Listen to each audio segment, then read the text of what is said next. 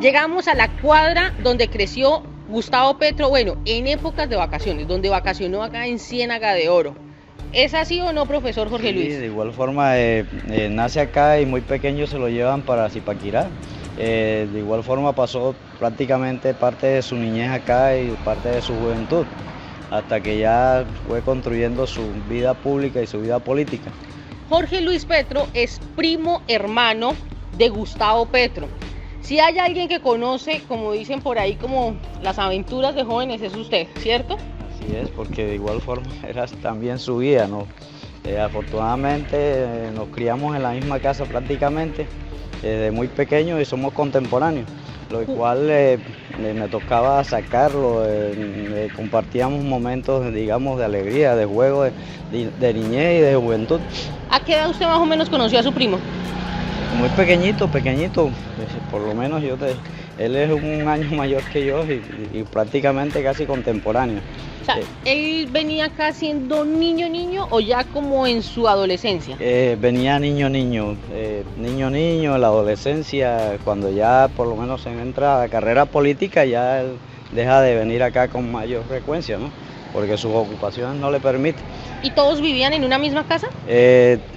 Sí, prácticamente todos vivían en la misma casa, por lo menos el clan de la abuela, la tía, el papá, la mamá y algunos primos, por lo menos en el caso nuestro, ¿no? Y era que una casa gigante de esas antiguas, se habla mucho de que era una casa como de bareque. Sí, era una casa al estilo por lo menos de la época, ¿no? De bareque, con techo de palma. Y de igual forma, de estructura un poco rudimentaria, muy parecida a esta que estamos viendo, que de igual forma era de un familiar, de un tío, que lo quería mucho y bueno, y se lo llevaba muchas veces para la finca, a montar caballo, a departir. O sea, la casa era muy parecida a esta. Muy parecida, no es esta, pero muy idéntica a esta casa. O sea, es prácticamente una réplica. Y de igual forma está la estructura y bueno, donde por lo menos ustedes se dan cuenta que es netamente de extracción humilde. Profesor, y acá, o sea, bueno, en una casa como esta fue donde dice que se le disparó un arma. Sí, exactamente, una arma que tenía un tío guardada, por una escopeta y de igual forma él de pronto dentro de, como yo digo yo, de su ignorancia, tuvo la particularidad de tomarla de una cómoda y la accionó. Afortunadamente no hubo daños materiales y de pronto eso también los ha impactado, ¿no? ¿En dónde fue? Si la casa es igual a la de esa época, ¿por dónde fue? ¿Dónde fue que se presentó el accidente? ¿Lo podemos mostrar por acá? Sí, claro. Por lo menos en la sala, él toma la escopeta de la cómoda que está en un cuarto o sea, nuevamente repito, de pronto dentro de su ignorancia aprieta el gatillo y se le sale el tiro. En la parte de la sala más o menos, o sea, aquí, allí, más o menos. Sí, es más o menos aquí este lado, lo inverso, de allá hacia acá y pega acá. O sea, traspasó la pared, traspasó la pared y pegó en la otra tres pared. paredes. No, dos paredes. Dos paredes Sí, y exacto, pasó una pared, una puerta y pegó en la otra pared. Qué susto, y nadie resultó herido. Nadie resultó herido porque no había nadie en el momento ahí. O sea, son cuestiones de, bueno, de pronto de inquietud de niño, ¿no? Pero cuando usted ve la ficha ahí pegado en esa puerta, prometiendo un cambio por la vida, y se acuerda del muchacho aquel con el que jugaba, ¿qué queda en similitud y en qué hay diferencia? Bueno, igual podemos decir de pronto lo que es el ser introvertido, el ser callado, el no expresarse demasiado, pero dentro de sí es una persona que tiene buenos principios, buenos fundamentos, con una inteligencia prácticamente innata, y pienso que todas estas situaciones de la vida, de la infancia y la vida juvenil le fueron formando ideales para un mejor país, para digamos proyectarse hacia la vida política.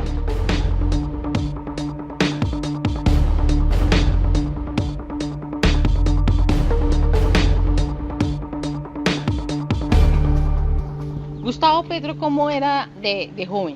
Bicharachero, tímido. De joven era muy introvertido, o sea, muy tímido.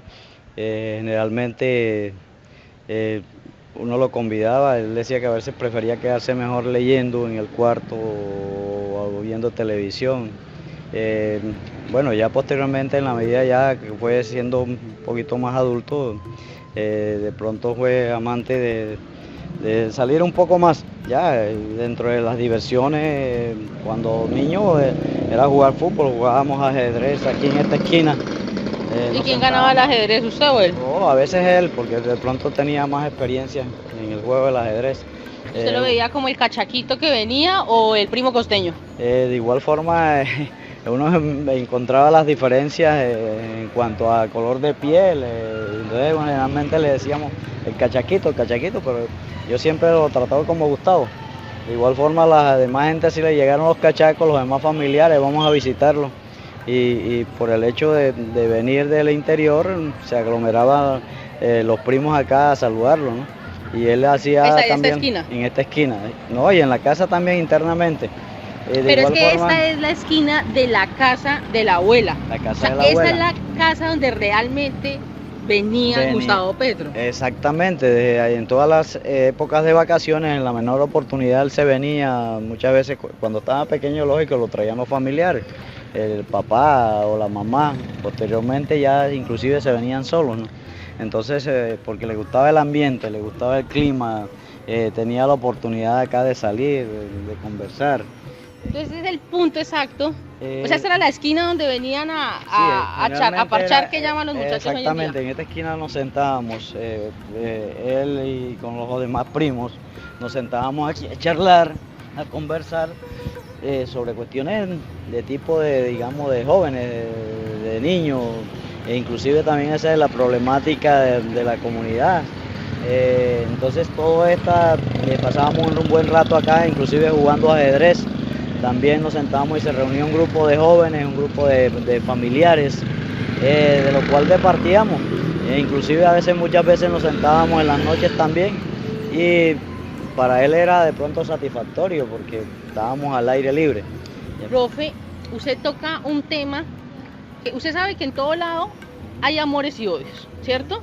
O sea, hay quienes dicen Gustavo Petro es un amor, es un líder, en fin, y hay otro que decía, cuando venía ese muchacho era mala influencia porque nos daba miedo que, mejor dicho, convirtiera a nuestros jóvenes en guerrilleros y se fueran para el M-19. ¿Usted qué sabe lo que hablaban en esta cuadra en particular? Realmente se hacía, no sé, se hablaba de ideologías, se hacía ese tema de llamar a los muchachos y decirles si eran o no simpatizantes. ¿Pasaba eso o no? No, de ninguna forma, no, que nunca, uno de los primos más allegados, los familiares más allegados, jamás yo escuché a Gustavo en su, digamos, en su infancia. De pronto tal vez ya en su juventud, bueno, tenía unas inquietudes, tenía sobre las situaciones digamos, de las comunidades del país, pero hasta ahí. Era preocupación de él cuando joven, pero en ningún momento se le escuchó ni incitó a ser parte del M-19. Y recuerdo que él tenía amistades acá en Siena y ninguno de ellos hizo parte del M-19, solamente con personas que de pronto con otro tipo de pensamiento, unos pensamientos mucho más hacia las problemáticas de carácter social, pero eso de que reclutaba cada vez que venía de vacaciones. No, eso es totalmente falso. En ningún momento yo haya escuchado que Gustavo haya reclutado jóvenes o haya inducido a jóvenes. Inclusive tenía amigos acá de tipo intelectual, antropólogo, tenía otros, por lo menos economistas, tenía amigos de la Universidad de Córdoba. Pero el personaje de un tipo intelectual, digamos, de otro tipo, de una preparación, pero jamás, y lo que compartíamos con él prácticamente éramos familiares. ¿Hace cuánto existía la casa acá? ¿Hace cuánto la tumbaron?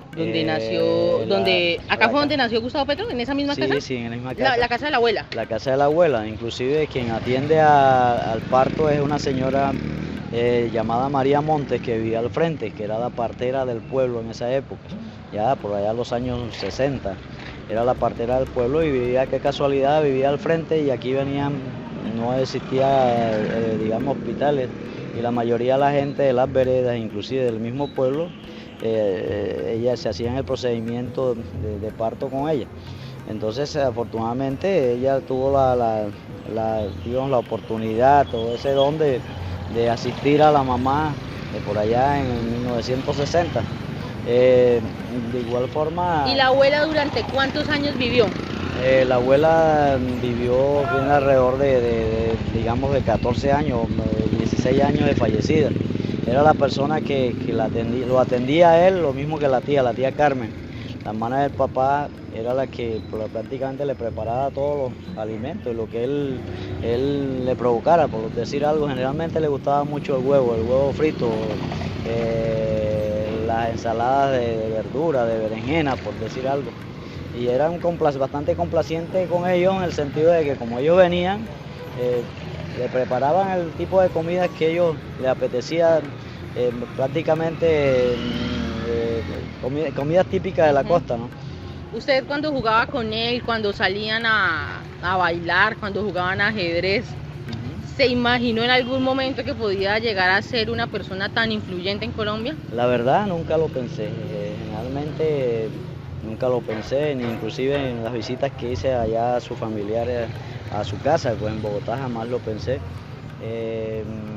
Luego cuando ya veo que es personero de Zipaquirá, inclusive, y luego es concejal, tampoco me lo imaginé que él tendría de pronto esas aspiraciones.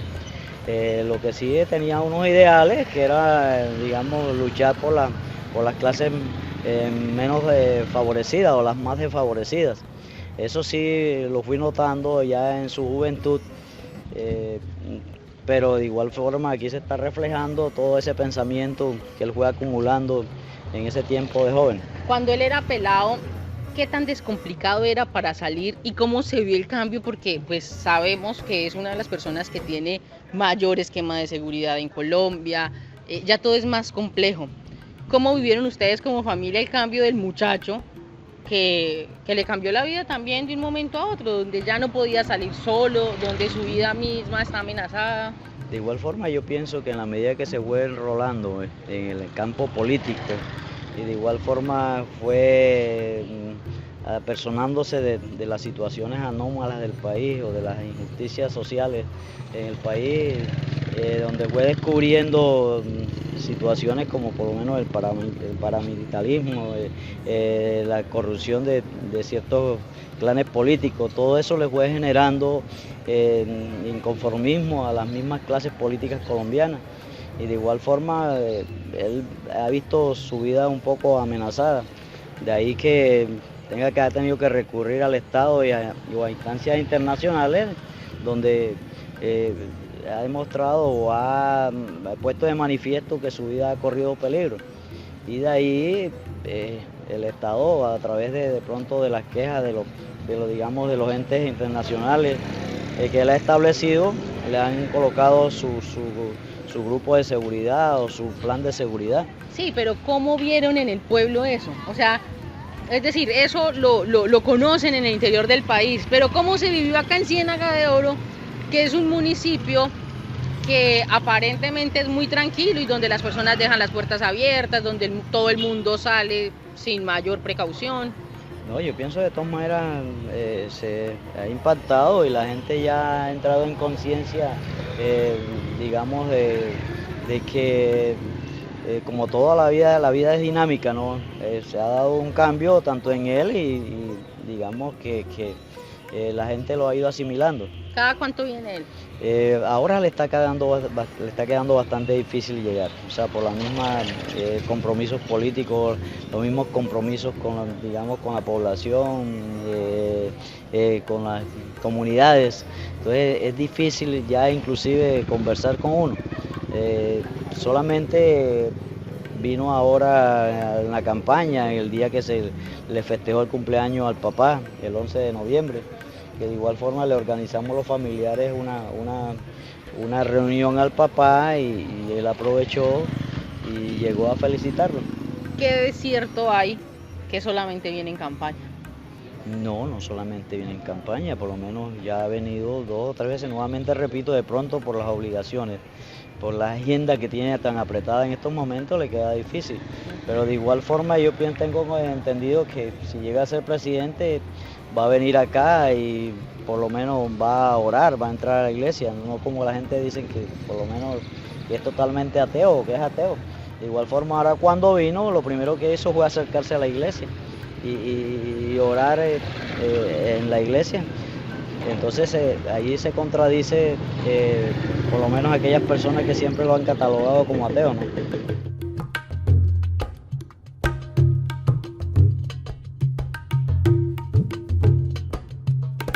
Esta es la calle 15 del municipio de Cienfuegos. Aquí en su juventud había una discoteca a la cual veníamos a rumbear acá de noche, lógico, sanamente. Era el centro digamos, de reunión de los jóvenes en esa época. O sea, acá era donde venía a rumbear Gustavo Petro. Gustavo Petro. En este sitio, como repito nuevamente, era el centro de atracción del municipio, del pueblo. Y ahí venía casi la mayoría de los jóvenes a pasar divertido. O sea, que ¿cuántas historias tendrá ese lugar? Por ejemplo, ¿era enamorado Gustavo Petro? Sí, él era enamorado, pero tenía un tipo de mujer. O sea, generalmente le gustaban las mujeres delgadas, altas y de color piel blanca, o sea, de color piel blanca, ¿ya? De ahí que por lo menos estuve enamorado de una de origen libanés. Entonces era bastante un poco enamorador, ¿no? ¿Y si le prestaban atención? Sí, o sea, claro. ¿salía cada vacaciones con un amor? No, no necesariamente con amor, pero de igual forma como era tradicional, la gente, las chicas de la época se enamoraban de los que venían de afuera, ¿ya? De los que venían del interior, generalmente por el color de la piel, que venían rosados, la novedad, y eso le llamaba atención y de ahí que por lo menos tuvo a veces conflicto con algunos chicos de acá, del pueblo, porque pensaba que le iba a quitar o le iba a raptar las novias, ¿no? O las amigas. Entonces se creaba una especie de un celo cuando ellos venían y eso por lo menos había que de u otra forma estar pendiente de esa situación. ¿Y cómo respondían o cómo se trataban de solucionar esos problemas? Bueno, a veces se presentaban conflictos verbales o físicos, pero o sea, se iban a veces a puños. A puños, sí, a mí me tocó defenderlo de esa situación, pero bueno, no llegaban a mayores. Porque ¿Y qué tal pelea Gustavo Petro? No, nunca, por lo menos él nunca peleó, no le gustaba eso. O sea, ¿perdía? No le gustaba, además no le gustaba, por eso uno intervenía y las cuestiones no iban a más. A través del diálogo se calmaba la situación. Y ya no pasaba a mayores. Pero cuando se fueron a los puños, ¿quién ganó? No, pero eso fui yo, porque yo fui que lo defendía a él, porque el señor lo estaba molestando. Pero él no en ningún momento. Gustavo siempre ha sido una persona calmada, tranquila, callada, pero con un buen temperamento, eso sí. ¿De mal genio? No, de mal genio no, sino con un temperamento firme, podemos llamar. Y que lo que de pronto se propone, él trata de conseguirlo, ¿ya? Ahorita en campaña, pues hay quienes hablan muy mal y quienes hablan muy bien, sí, ¿cierto? Claro, o sea, usted me ha dicho, él es, me ha dicho la maravilla, pues obviamente, porque usted va a votar por él y porque le están haciendo campaña, pero ¿qué tiene de malo? Pues nuevamente de pronto le digo, ¿qué tendría de malo? El temperamento de pronto es un poquito egocéntrico, nada más. Eso es lo que uno le da como persona, pero lo demás, conociéndolo desde muy niño, yo sería poco lo negativo, ¿no? Que le podría afirmar. Una persona cariñosa con sus hijos, enamorado de la vida, enamorado digamos de su mujer, de sus hijos, familiar, dedicado prácticamente cuando tiene la oportunidad a su hogar. O sea, lo negativo que veo de pronto es un poquito egocéntrico y su temperamento, que es obstinado. Eso sería de pronto lo negativo. Usted me dice que esta era la cuadra de la rumba. Esta era la cuadra de la rumba, la cuadra de la discoteca. ¿Y él sí baila bueno? Sí, por lo menos tiene sus ritmos que baila bien, por lo menos el ritmo natural, el ritmo costeño, el porro, el vallenato. Porque de igual forma eso fue lo que generalmente se bailó en su juventud, en la época, y yo pienso que no ha perdido, digamos, el ritmo y no ha perdido los pases, ¿no?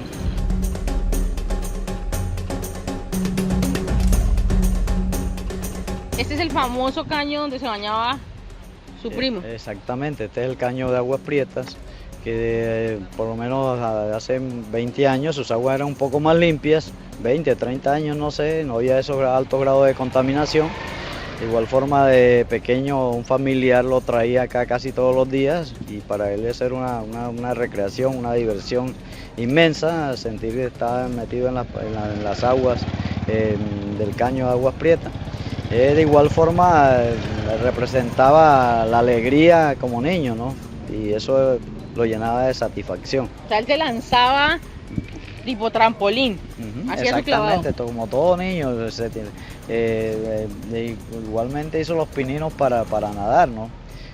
Acompañado, lógico, con un familiar y de todas maneras eso, como nuevamente repito, lo llenaba de alegría porque allá no tenía esa oportunidad de recrearse de esta forma. Él decía que esto era como... Y él decía que esto era como si el amigo lo engañaba y le decía, vamos para el mar, vamos para Coveñas.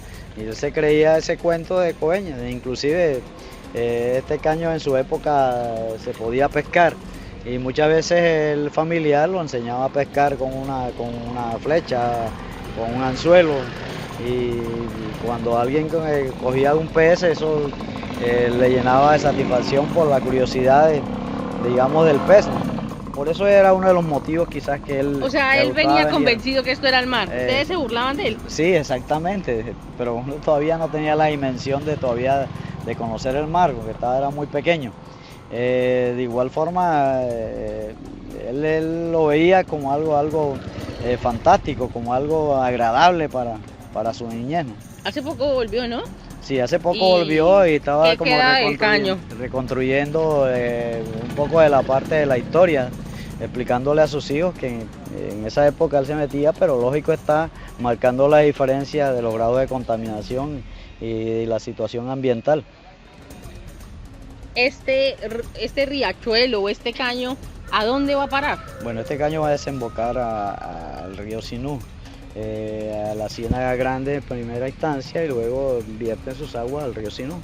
En alguna época él dice que se iba a recorrer también todas estas partes, bueno, como caminando y... De igual forma, él ya cuando joven pronto tenía un espíritu aventurero, ¿no?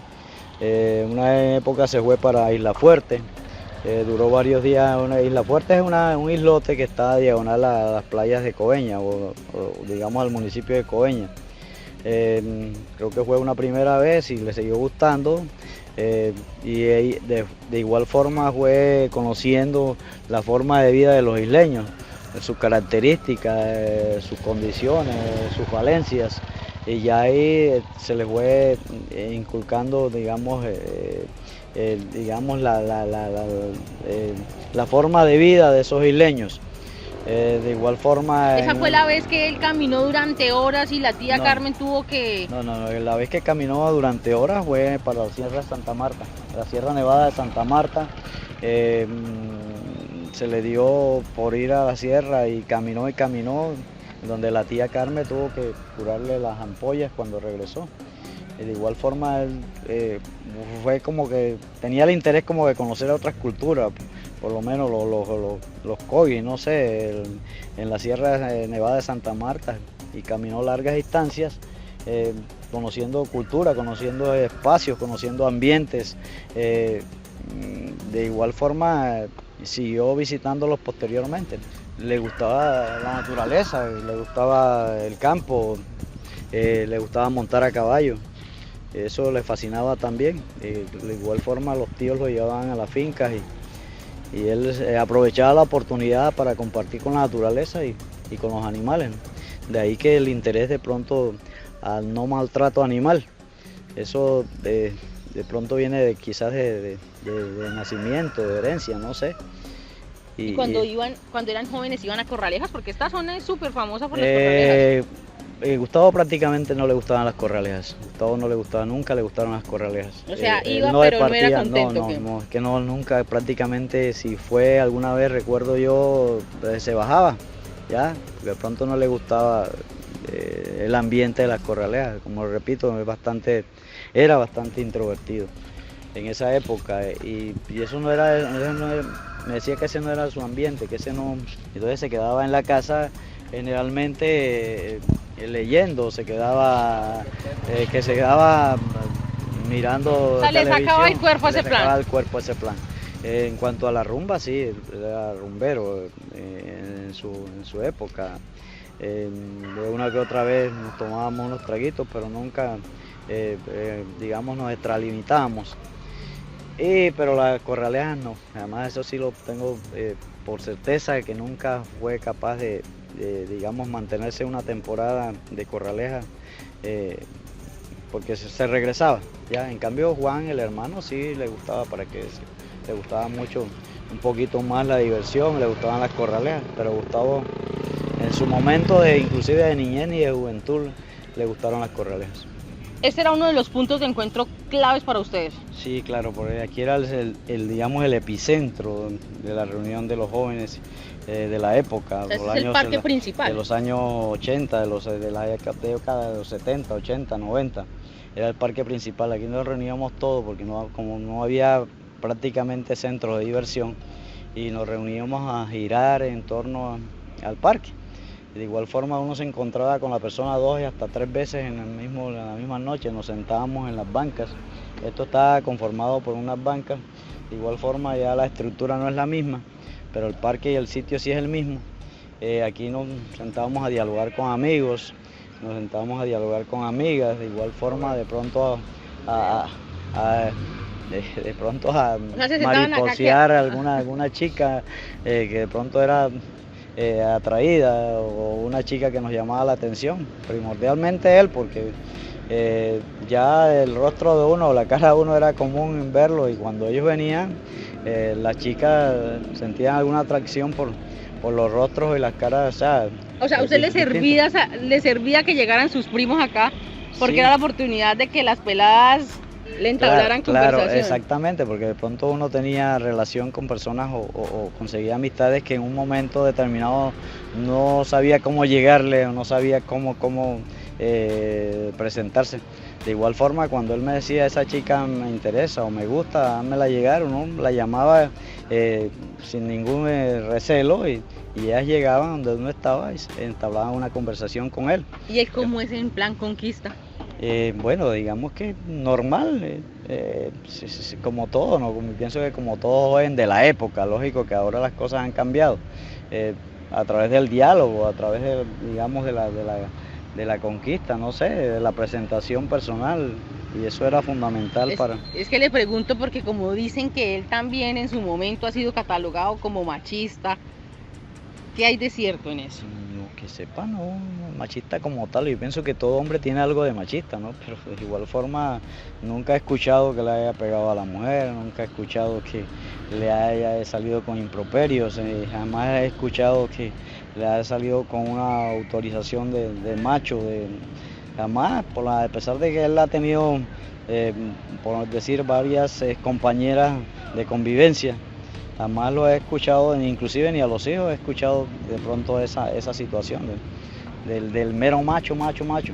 Una de sus hijos ha tenido varias compañeras estables. Una de las mamás de sus hijos es de acá, de este municipio. ¿Se conocieron acá, se conquistaron acá o cómo fue esa historia? No, por lo menos ella estudiaba en Bogotá e iba donde la mamá de Gustavo, que de igual forma era concuñada, porque un hermano de la mamá de Nicolás vivía con una hermana de la mamá de Gustavo, el candidato. Entonces había una relación, digamos, de parentesco familiar, y ahí, como ella le iba a visitar a la cuñada, la mamá de Gustavo, y de igual forma iba a visitar al papá, ahí se fueron conociendo y se fueron enamorando y establecieron una relación y producto el hijo mayor, ¿no? Ciénaga de Oro, ¿qué significa para Gustavo Petro? Bueno, Ciénaga de Oro prácticamente, como él lo ha dicho, él es cordobés, significa prácticamente el terruño, el lugar que le vio, digamos, desarrollar las potencialidades de niños, de jóvenes. ya sin descuidar que vivió en Zipaquirá, vivió en Cajicá, pero de igual forma él tiene este pueblo como prácticamente su patria natal, su terruño natal. Y entonces ahí que en sus alocuciones, en su todo, él persiste y sigue diciendo que igualmente nació en Ciénaga de Oro, como es verídico, ¿no? Lo que pasa es que vivió pocos días por circunstancias, que la mamá vino acá embarazada y bueno, y tuvo el parto en esa época, pero de nacimiento acá, de crianza, y de pronto fue allá en mayor parte en Zipaquirá, y de igual forma su registro como tal lo realizó en Zipaquirá, ¿no? ¿Y qué significa Gustavo Petro para Ciénaga de Oro? Bueno, para Ciénaga de Oro significa el futuro, significa el cambio, significa un reconocimiento a nivel nacional de este municipio, que por lo menos ser un municipio con alrededor de unos 50.000 habitantes tenga, digamos, el honor de tener el segundo presidente costeño. Y ese es un gran honor para todos aquellos del país y todos los cordobeses. Bueno, pues ya conocieron ustedes un poco de la vida, como la vivieron los seres cercanos de Gustavo Petro en su juventud y en su niñez.